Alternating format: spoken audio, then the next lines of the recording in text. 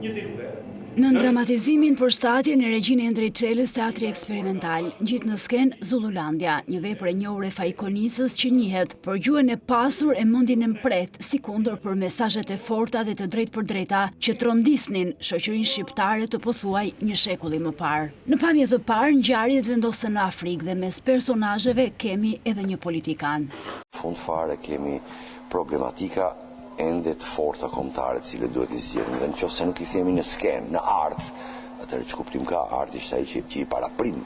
elitave kombëtare. Dhe roli është shumë i bukur, është një nga këta politikanët pragmatistë shqiptarë, të cilët vazhdojnë me populizmin e tyre idiot të përpiqen ta lënë këtë kombë ashtu siç ka qenë, edhe asnjëherë të mos kthej syt nga progresi, nga përparësia, nga çka duhet jemi si vend evropian. Afrika e Konicës ngjan një Shqipëri të mpakur e të brisht. Në shfaqje, në qendër janë zullut, një popull i prapambetur i Afrikës dhe i shtypur nga kolonizatorët e huaj. Shfaqja vë përballë ambasadorin Denis Zullu Serpen dhe Plugun, i cili është i vetëdijshëm se bota po tallet, si me ambasadorin e Zulluve edhe me popullin e tij. Emri i personazhit quhet Plugu, por në të vërtetë personifikon vetë Fajkonicën, i cili shikon të gjitha zhvillimet ndërkohë në të Zullulandian, që ai e merr si shembull, por që Zullulandia është vetë Shqipëria,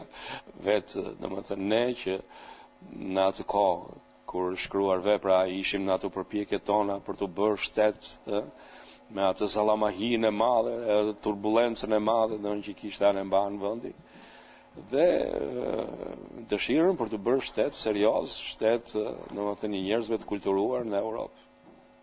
Për te kohës kur u shkrua nevoja e Shqipërisë për të konfirmuar së jashtmi, pamundësia për të ndërtuar veten dhe zhgënjimi që i bën disa të ikin nga vendi, gjenden si në vepër edhe jashtë saj.